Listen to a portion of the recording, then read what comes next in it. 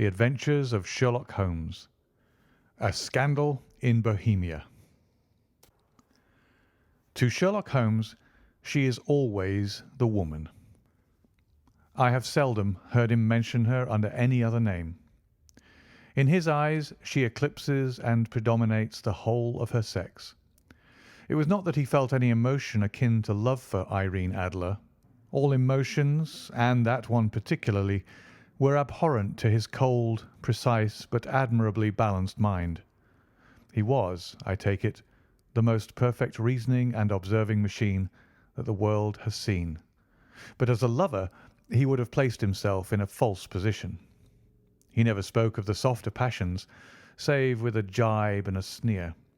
They were admirable things for the observer, excellent for drawing the veil from men's motives and actions, but for the trained reasoner to admit such intrusions into his own delicate and finely adjusted temperament was to introduce a distracting factor which might throw a doubt upon all his mental results. Grit in a sensitive instrument, or a crack in one of his own high-power lenses, would not be more disturbing than a strong emotion in a nature such as his. And yet there was but one woman to him, and that woman was the late Irene Adler, of dubious and questionable memory. I had seen little of Holmes lately. My marriage had drifted us away from each other.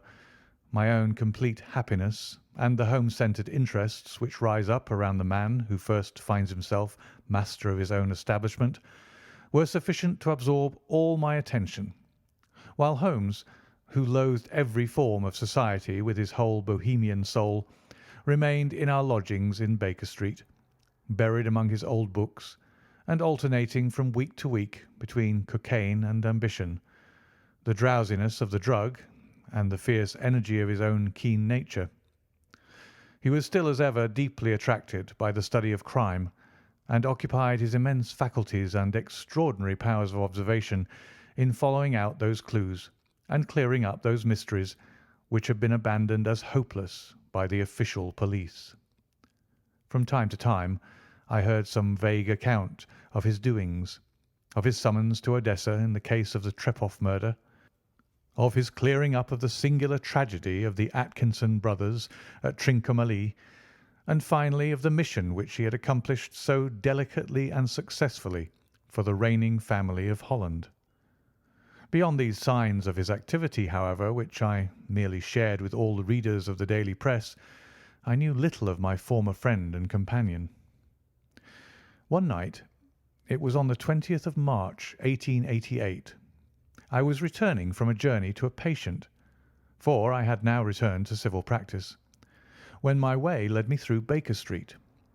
As I passed a well-remembered door, which must always be associated in my mind with my wooing and with the dark incidents of the Study in Scarlet, I was seized with a keen desire to see Holmes again, and to know how he was employing his extraordinary powers. His rooms were brilliantly lit, and even as I looked up I saw his tall, spare figure pass twice in a dark silhouette against the blind. He was pacing the room swiftly, eagerly, with his head sunk upon his chest and his hands clasped behind him. To me, who knew his every mood and habit, his attitude and manner told their own story. He was at work again. He had risen out of his drug-created dreams and was hot upon the scent of some new problem. I rang the bell and was shown up to the chamber which had formerly been in part of my own. His manner was not effusive. It seldom was. But he was glad, I think, to see me. With hardly a word spoken, but with a kindly eye, he waved me to an armchair, threw across his case of cigars, and indicated a spirit case and a gasogen in the corner, when he stood before the fire and looked me over in his singular introspective fashion. "Wedlock suits you," he remarked. "I think, Watson, that you have put on 7½ pounds since I saw you." "7," I answered. "Indeed. I should have thought a little more, I fancy, Watson. And in practice again, I observe. You did not tell me that you intended to go into harness. Then how do you know?" "I see it. I deduce it. How do I know that you have been getting yourself very wet lately, and that you have a most clumsy and careless servant girl?" "My dear Holmes," said I, "this is too much. You would certainly have been burned had you lived a few centuries ago. It is true that I had a country walk on Thursday and came home in a dreadful mess, but as I have changed my clothes, I can't imagine how you deduce it. As to Mary Jane, she is incorrigible, and my wife has given her notice, but there again I fail to see how you work it out." He chuckled to himself and rubbed his long, nervous hands together.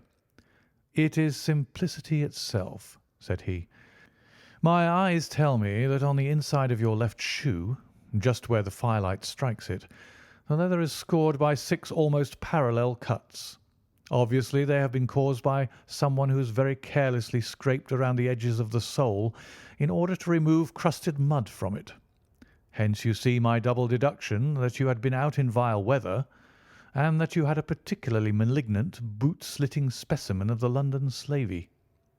As to your practice, if a gentleman walks into my rooms smelling of iodoform, with a black mark of nitrate of silver upon his right forefinger, and a bulge on the right side of his top hat to show where he has secreted his stethoscope, I must be dull indeed if I do not pronounce him to be an active member of the medical profession." I could not help laughing at the ease with which he explained his process of deduction.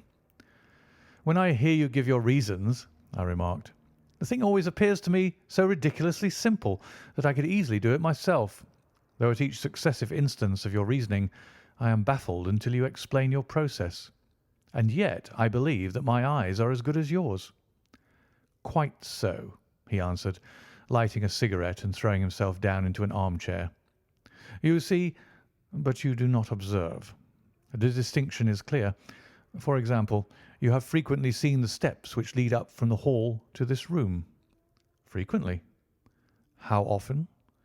"Well, some hundreds of times." "Then how many are there?"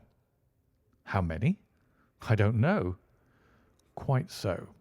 You have not observed, and yet you have seen. That is just my point. Now, I know that there are 17 steps because I have both seen and observed.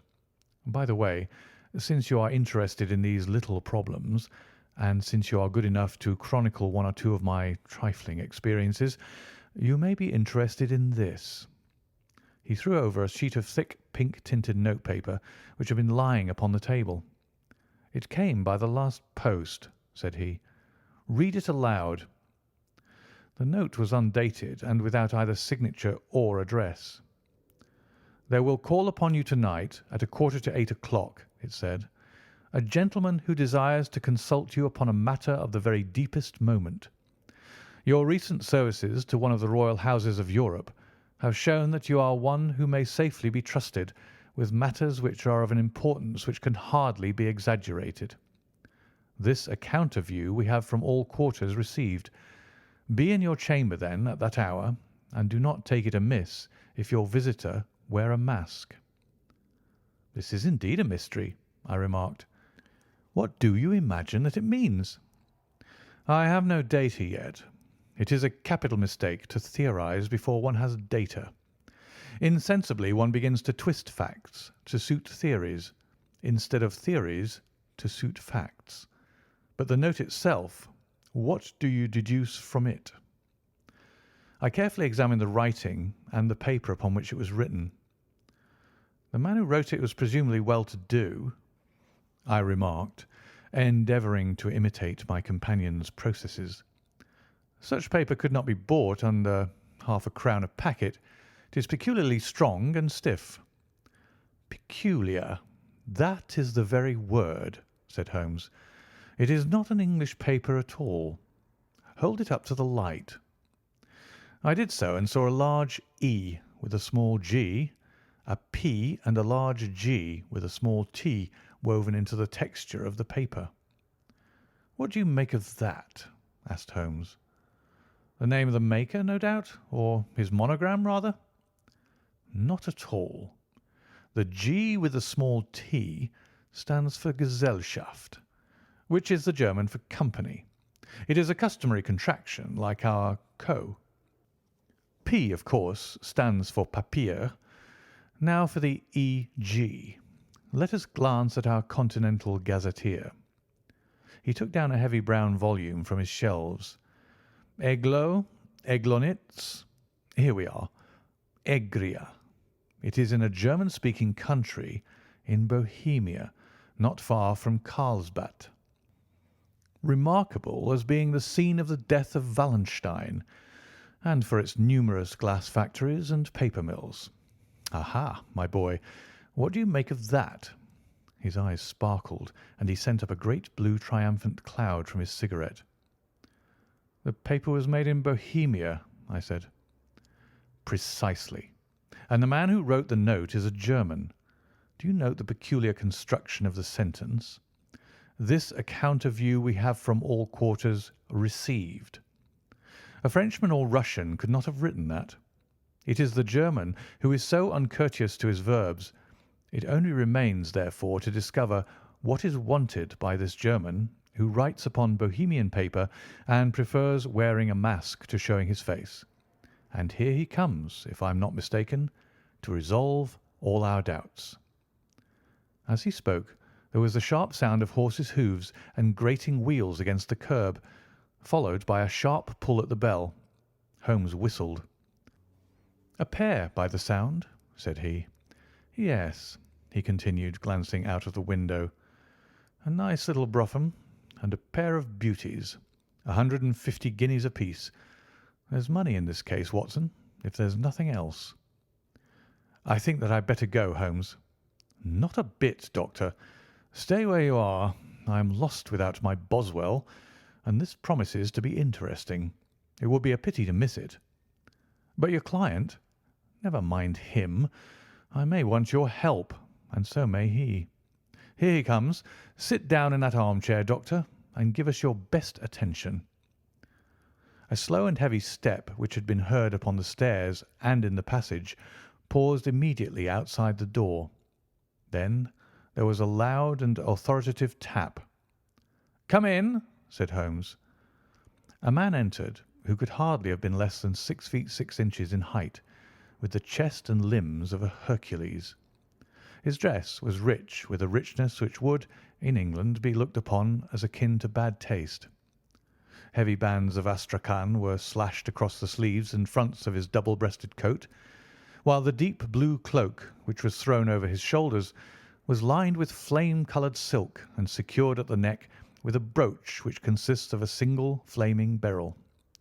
Boots, which extended half-way up his calves, and which were trimmed at the tops with rich brown fur, completed the impression of barbaric opulence which was suggested by his whole appearance. He carried a broad-brimmed hat in his hand, while he wore across the upper part of his face, extending down past the cheekbones, a black vizard mask, which he had apparently adjusted that very moment, for his hand was still raised to it as he entered. From the lower part of the face he appeared to be a man of strong character, with a thick, hanging lip and a long, straight chin, suggestive of resolution pushed to the length of obstinacy. "You had my note?"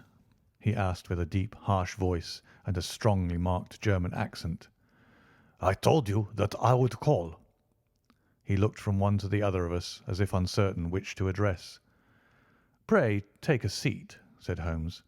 "This is my friend and colleague, Dr. Watson, who is occasionally good enough to help me in my cases. Whom have I the honour to address?" "You may address me as the Count von Kramm, a Bohemian nobleman. I understand that this gentleman, your friend, is a man of honour and discretion, whom I may trust with a matter of most extreme importance. If not, I should much prefer to communicate with you alone." I rose to go, but Holmes caught me by the wrist and pushed me back into my chair.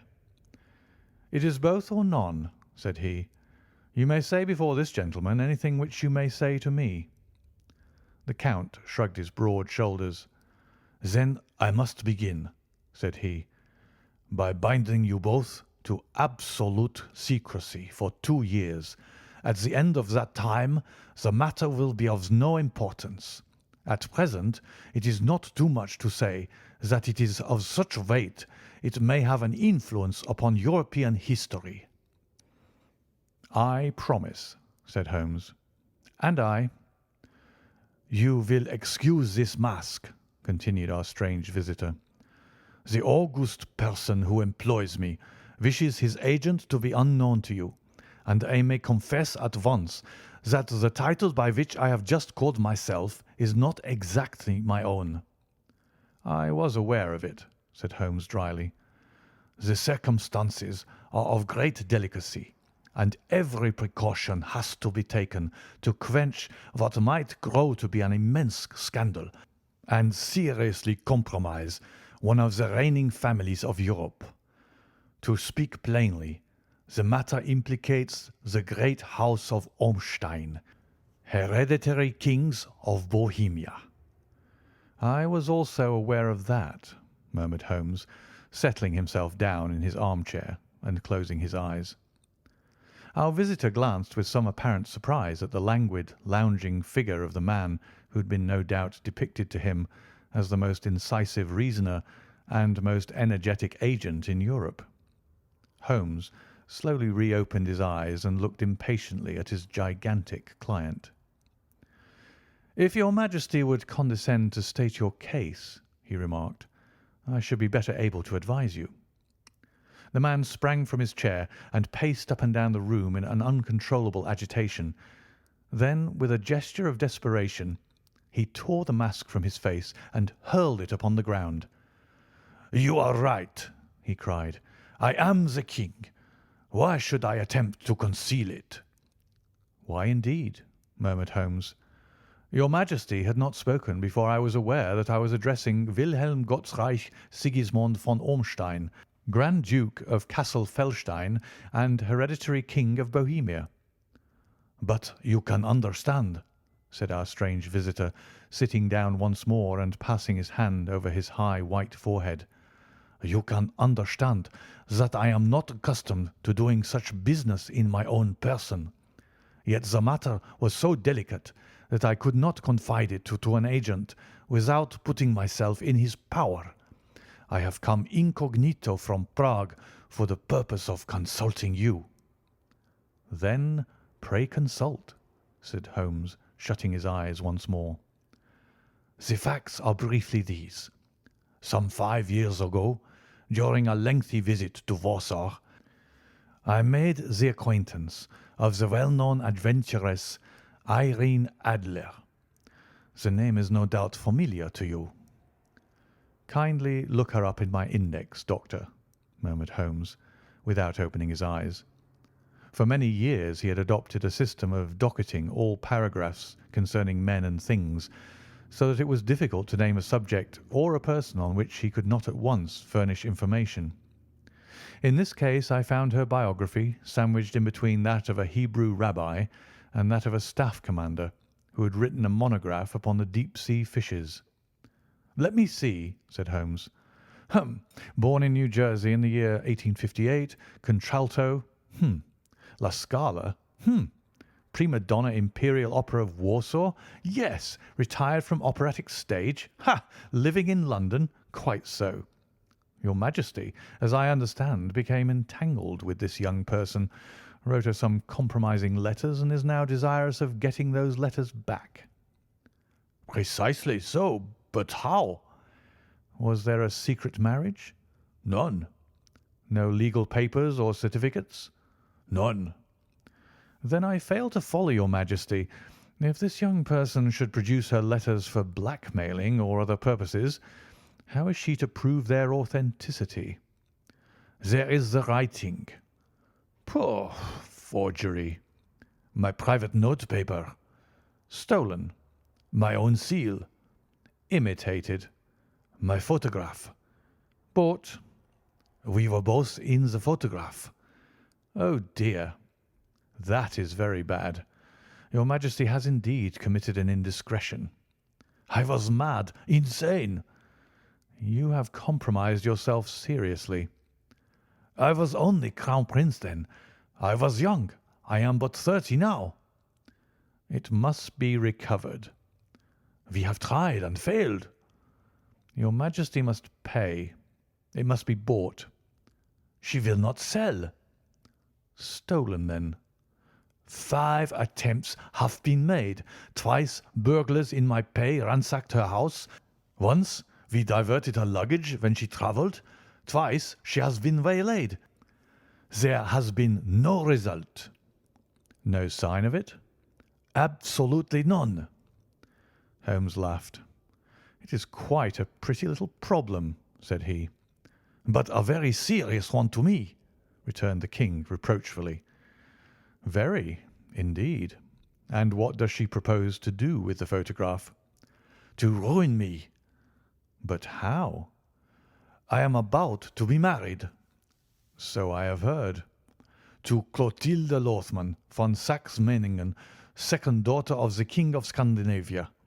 You may know the strict principles of her family. She is herself the very soul of delicacy. A shadow of a doubt as to my conduct would bring the matter to an end."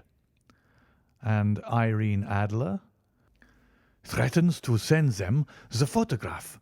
And she will do it. I know that she will do it. You do not know her, but she has a soul of steel.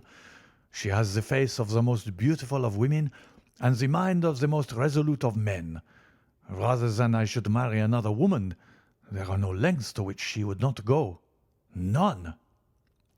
"You are sure that she has not sent it yet?" "I am sure." "And why?"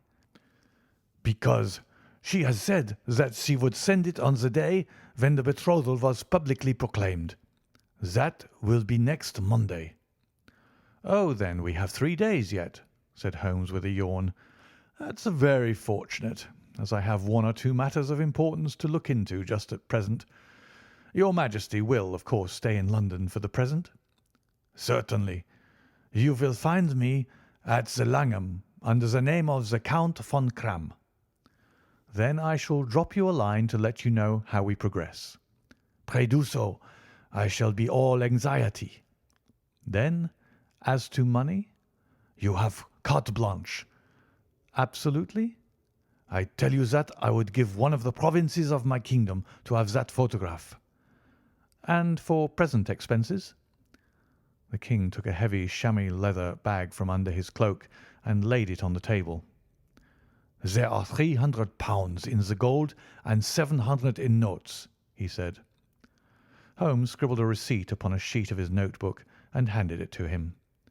"And mademoiselle's address?" he asked. "Is Briony Lodge, Serpentine Avenue, St. John's Wood." Holmes took a note of it. "One other question," said he. "Was the photograph a cabinet?" "It was." "Then good night, Your Majesty, and I trust that we shall soon have some good news for you. And good night, Watson," he added, as the wheels of the Royal brougham rolled down the street. "If you will be good enough to call to-morrow afternoon at 3 o'clock, I should like to chat this little matter over with you." 2. At 3 o'clock precisely I was at Baker Street, but Holmes had not yet returned. The landlady informed me that he had left the house shortly after 8 o'clock in the morning. I sat down beside the fire, however, with the intention of awaiting him, however long he might be. I was already deeply interested in his inquiry, for though it was surrounded by none of the grim and strange features which were associated with the 2 crimes which I had already recorded, still the nature of the case and the exalted station of his client gave it a character of its own. Indeed, apart from the nature of the investigation which my friend had on hand, there was something in his masterly grasp of a situation and his keen, incisive reasoning which made it a pleasure to me to study his system of work, and to follow the quick, subtle methods by which he disentangled the most inextricable mysteries. So accustomed was I to his invariable success that the very possibility of his failing had ceased to enter into my head.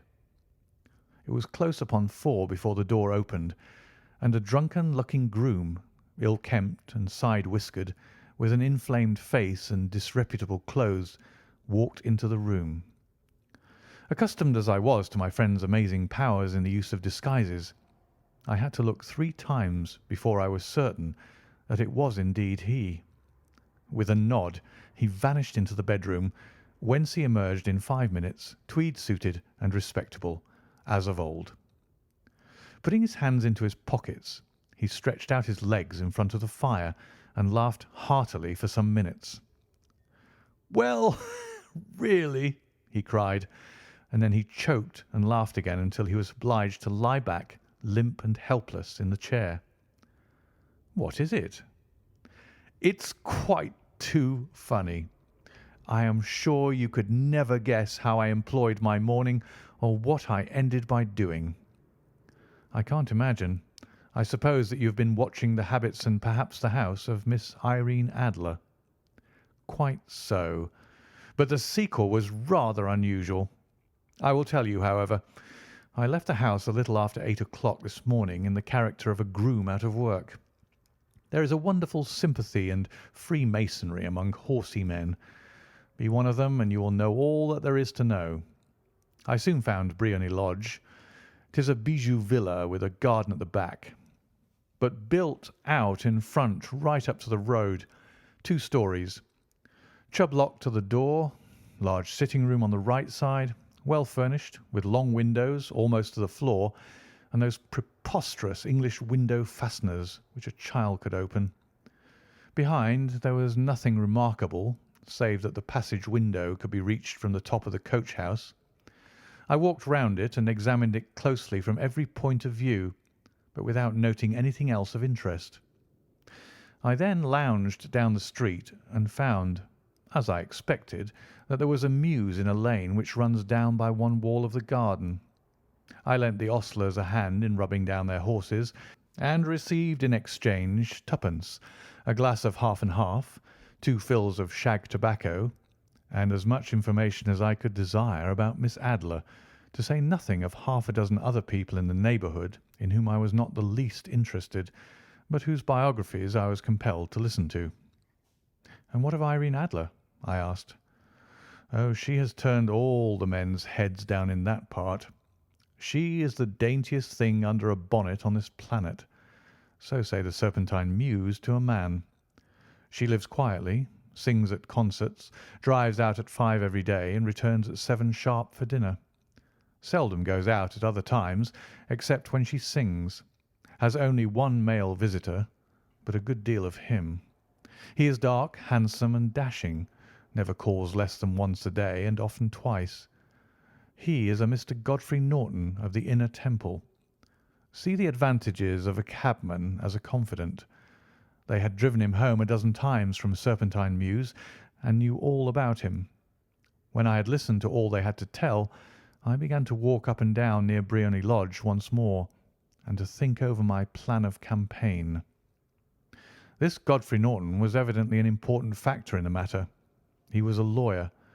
That sounded ominous. What was the relation between them, and what the object of his repeated visits? Was she his client, his friend, or his mistress? If the former, she had probably transferred the photograph to his keeping. If the latter, it was less likely.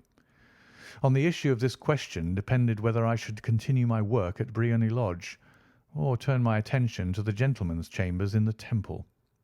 It was a delicate point, and it widened the field of my inquiry. I fear that I bore you with these details, but I have to let you see my little difficulties if you are to understand the situation. "I am following you closely," I answered. I was still balancing the matter in my mind when a hansom cab drove up to Briony Lodge, and a gentleman sprang out. He was a remarkably handsome man, dark, aquiline, and moustached, evidently the man of whom I had heard. He appeared to be in a great hurry, shouted to the cabman to wait, and brushed past the maid, who opened the door with the air of a man who was thoroughly at home. He was in the house about half an hour, and I could catch glimpses of him in the windows of the sitting-room, pacing up and down, talking excitedly, and waving his arms. Of her I could see nothing. Presently he emerged, looking even more flurried than before. As he stepped up to the cab, he pulled a gold watch from his pocket and looked at it earnestly. "Drive like the devil," he shouted. First to Cross and Hankey's in Regent Street, and then to the Church of St. Monica in Edgware Road. Half a guinea if you do it in 20 minutes.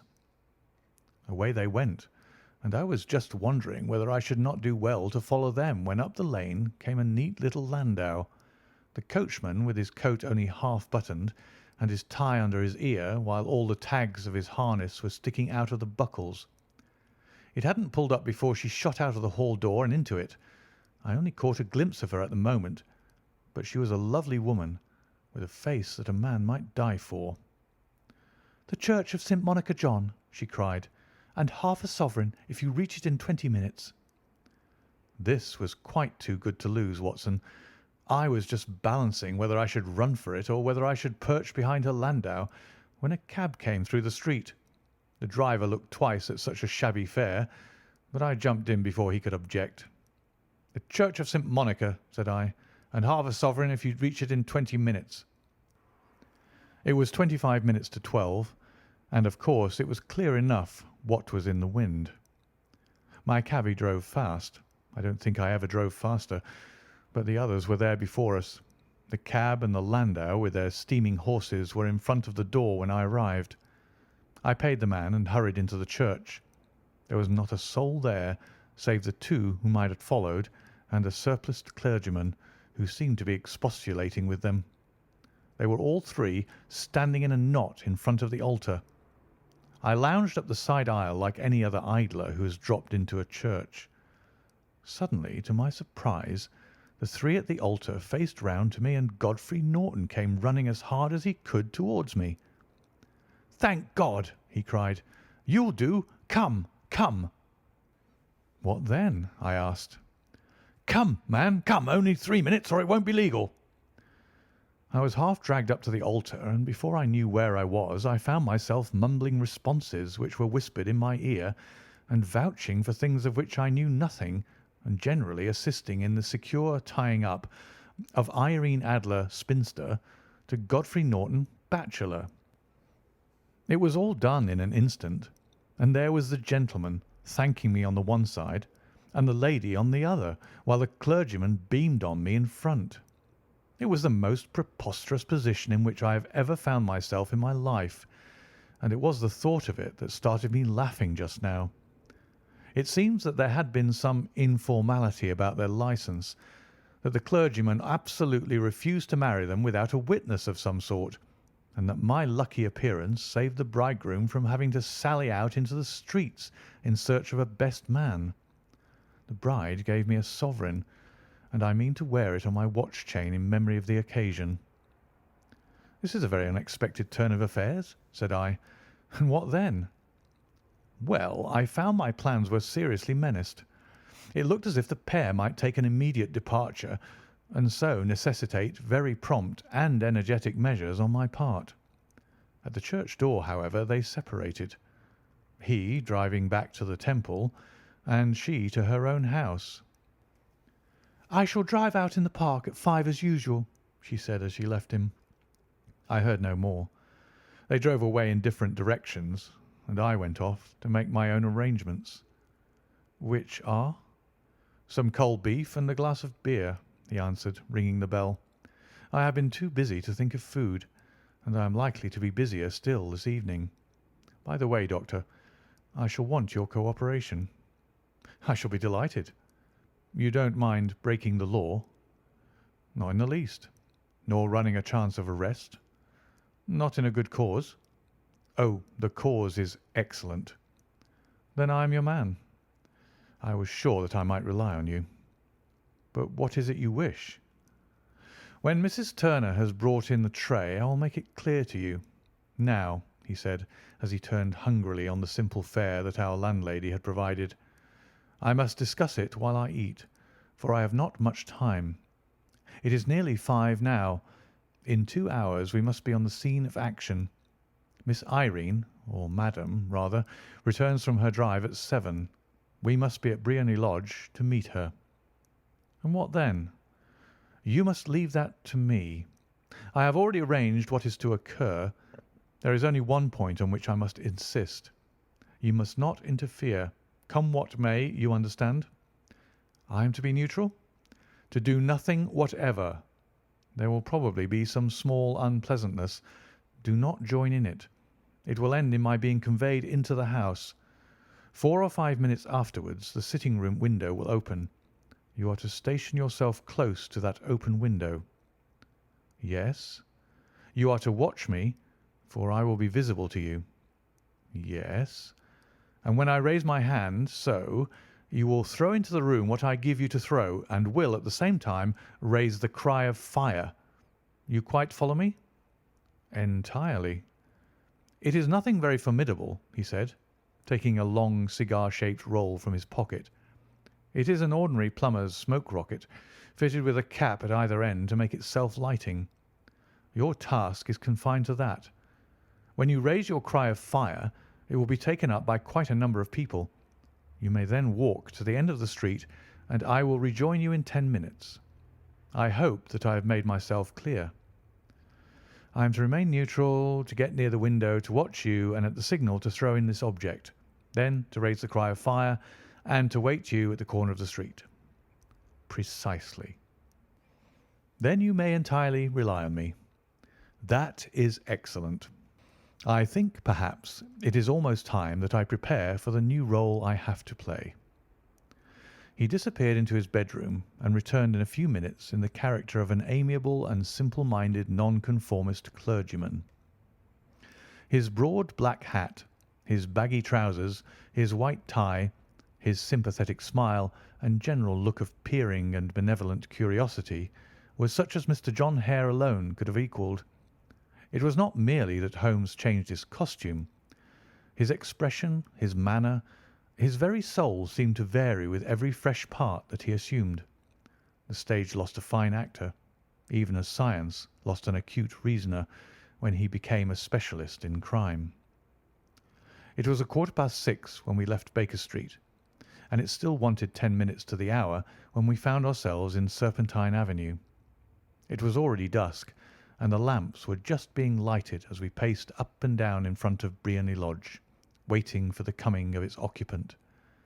The house was just such as I had pictured it from Sherlock Holmes' succinct description, but the locality appeared to be less private than I expected.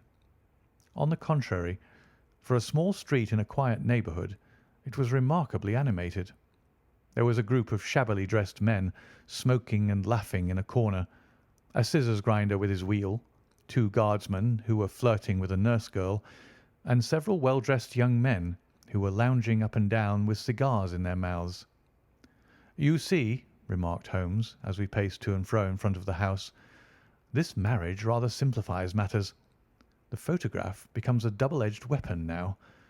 The chances are that she would be as averse to its being seen by Mr. Godfrey Norton as our client is to its coming to the eyes of his princess. Now the question is, where are we to find the photograph?" "Where indeed?" "It is most unlikely that she carries it about with her.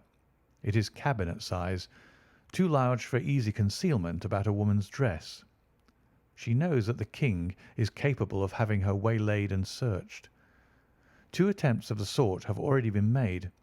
We may take it, then, that she does not carry it about with her." "Where, then?" "Her banker or her lawyer. There is that double possibility. But I am inclined to think neither. Women are naturally secretive, and they like to do their own secreting. Why should she hand it over to anyone else? She could trust her own guardianship, but she could not tell what indirect or political influence might be brought to bear upon a businessman. Besides, remember that she had resolved to use it within a few days. It must be where she can lay her hands upon it. It must be in her own house."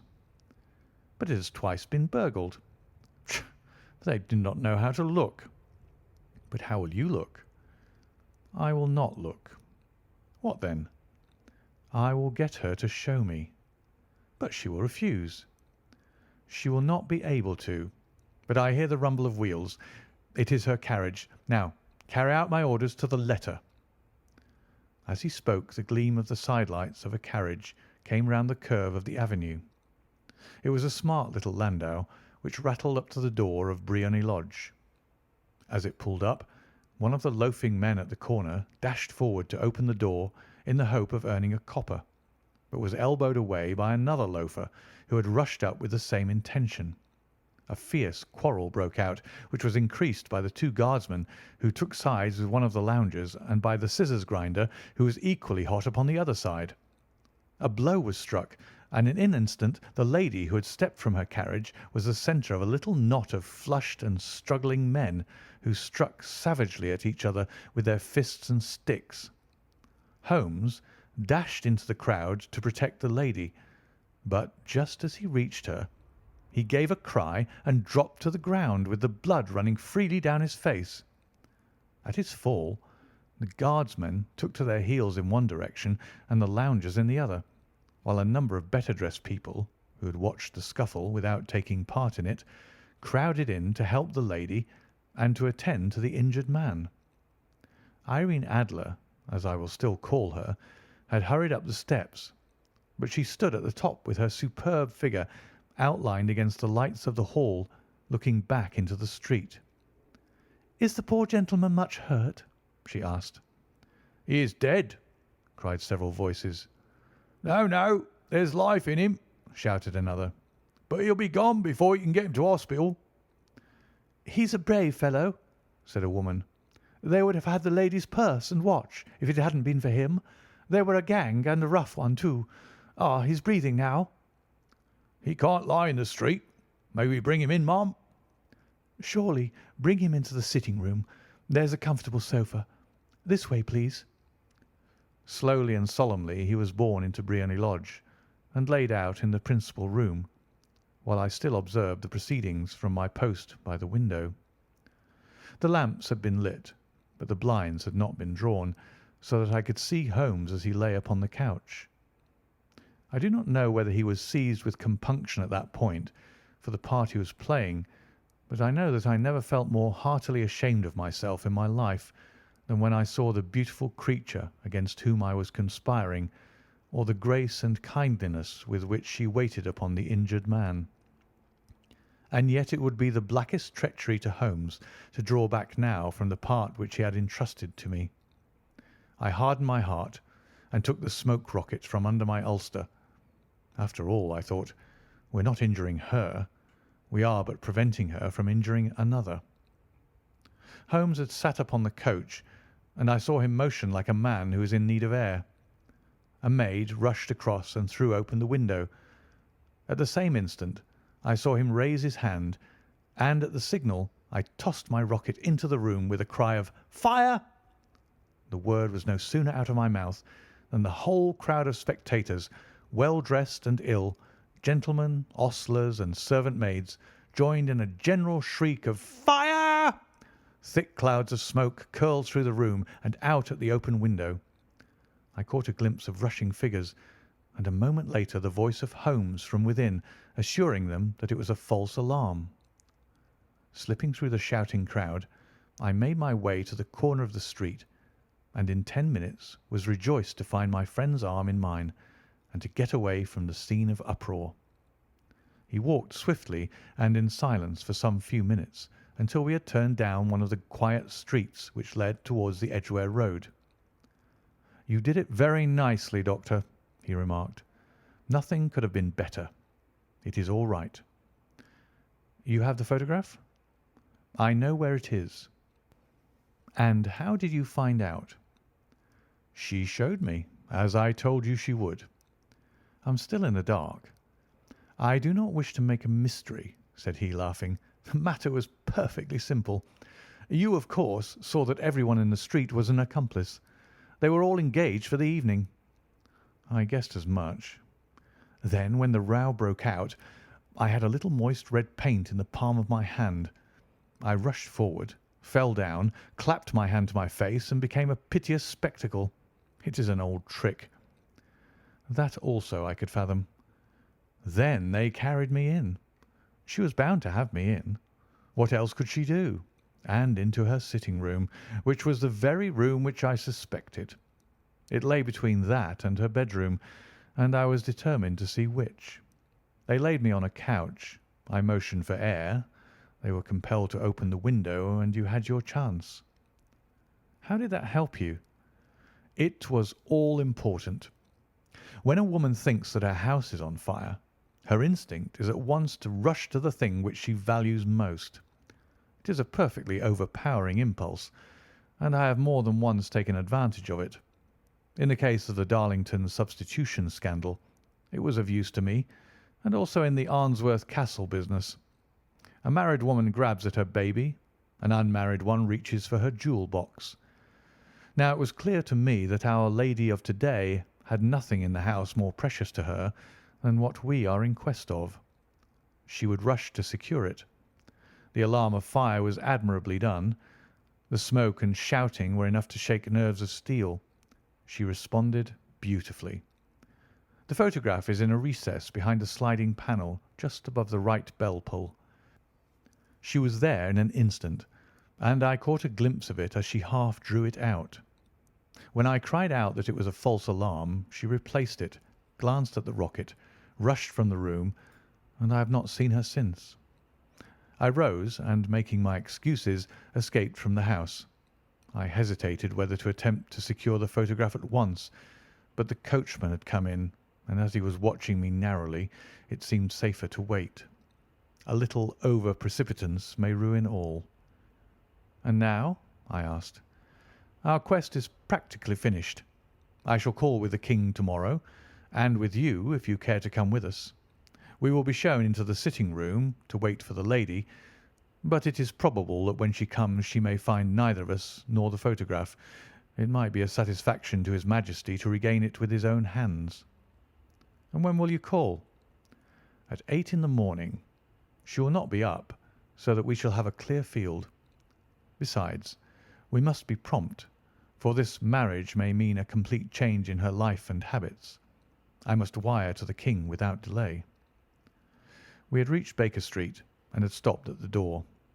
He was searching his pockets for the key when someone passing said, "Good night, Mr. Sherlock Holmes." There were several people on the pavement at the time, but the greeting appeared to come from a slim youth in an ulster who had hurried by. "I've heard that voice before," said Holmes, staring down the dimly lit street. "Now I wonder who the deuce that could have been." 3. I slept at Baker Street that night, and we were engaged upon our toast and coffee in the morning when the King of Bohemia rushed into the room. "You have really got it?" he cried, grasping Sherlock Holmes by either shoulder and looking eagerly into his face. "Not yet." "But you have hopes?" "I have hopes." "Then come. I am all impatience to be gone." "We must have a cab." "No, my brougham is waiting." "Then that will simplify matters." We descended and started off once more for Briony Lodge. "Irene Adler is married," remarked Holmes. "Married? When?" "Yesterday." "But to whom?" "To an English lawyer named Norton." "But she could not love him?" "I am in hopes that she does." "And why in hopes?" "Because it would spare your Majesty all fear of future annoyance. If the lady loves her husband, she does not love your Majesty. If she does not love your Majesty, then there is no reason why she should interfere with your Majesty's plan."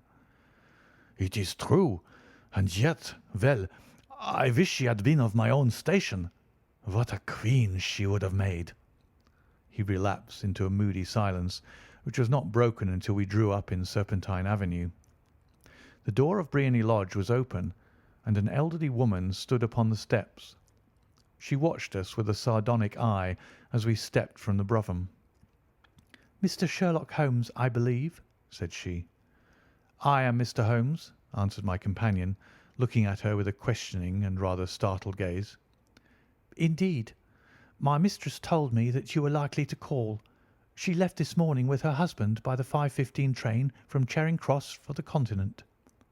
"What?" Sherlock Holmes staggered back, white with chagrin and surprise. "Do you mean that she has left England?" "Never to return." "And the papers?" asked the King hoarsely. "All is lost." "We shall see." He pushed past the servant and rushed into the drawing-room, followed by the King and myself. The furniture was scattered about in every direction, with dismantled shelves and open drawers, as if the lady had hurriedly ransacked them before her flight. Holmes rushed at the bell-pull, tore back a small sliding shutter, and, plunging in his hand, pulled out a photograph and a letter. The photograph was of Irene Adler herself in evening dress. The letter was superscribed to Sherlock Holmes, Esquire, to be left till called for. My friend tore it open, and we all three read it together. It was dated at midnight of the preceding night, and ran in this way: "My dear Mr. Sherlock Holmes, you really did it very well. You took me in completely. Until after the alarm of fire, I had not a suspicion. But then, when I found how I had betrayed myself, I began to think. I had been warned against you months ago. I had been told that if the King employed an agent it would certainly be you, and your address had been given to me. Yet with all this you made me reveal what you wanted to know. Even after I became suspicious, I found it hard to think evil of such a dear, kind old clergyman.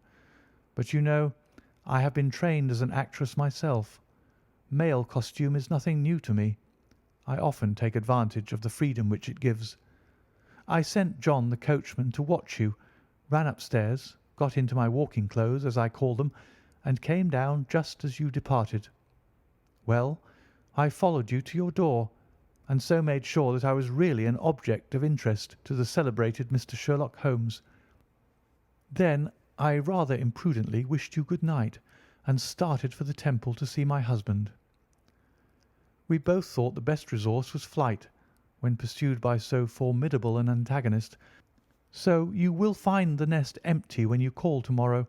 As to the photograph, your client may rest in peace. I love and am loved by a better man than he. The King may do what he will without hindrance from one whom he has cruelly wronged. I keep it only to safeguard myself, and to preserve a weapon which will always secure me from any steps which he might take in the future. I leave a photograph which he might care to possess, and I remain, dear Mr. Sherlock Holmes, very truly yours, Irene Norton, née Adler." "What a woman! Oh, what a woman!" cried the King of Bohemia, when we had all three read this epistle. "Did I not tell you how quick and resolute she was? Would she not have made an admirable queen? Is it not a pity that she was not on my level?" "From what I have seen of the lady, she seems, indeed, to be on a very different level to your Majesty," said Holmes coldly. "I am sorry that I have not been able to bring your Majesty's business to a more successful conclusion."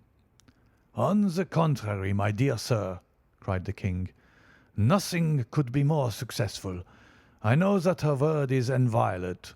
The photograph is now as safe as if it were in the fire." "I am glad to hear your Majesty say so." "I am immensely indebted to you. Pray tell me in what way I can reward you. This ring?" He slipped an emerald snake ring from his finger and held it out upon the palm of his hand. "Your Majesty has something which I should value even more highly," said Holmes. "You have but to name it." "This photograph." The King stared at him in amazement. "Irene's photograph?" he cried. "Certainly, if you wish it." "I thank you, your Majesty. Then there is no more to be done in the matter. I have the honour to wish you a very good morning." He bowed, and turning away without observing the hand which the King had stretched out to him, he set off in my company for his chambers. And that was how a great scandal threatened to affect the kingdom of Bohemia, and how the best plans of Mr. Sherlock Holmes were beaten by a woman's wit. He used to make merry over the cleverness of women, but I have not heard him do it of late, and when he speaks of Irene Adler, or when he refers to her photograph, it is always under the honourable title of the woman.